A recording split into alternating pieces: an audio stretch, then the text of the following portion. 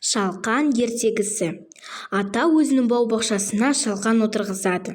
Бір күн оның қандай үлкен болып өскенін байқайды. Бірінші өзі шалқанды алмақшы болады.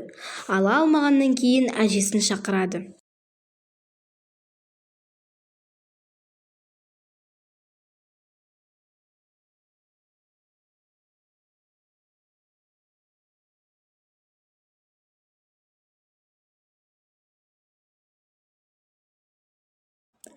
Әжесі екеуі алайда былайда тартады, бірақ та ала алмайды.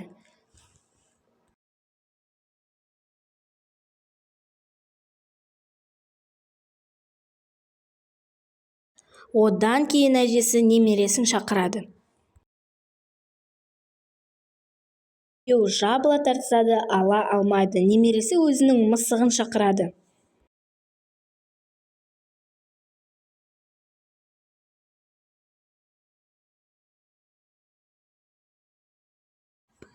Мысығы көмекке тышқанды шақырады.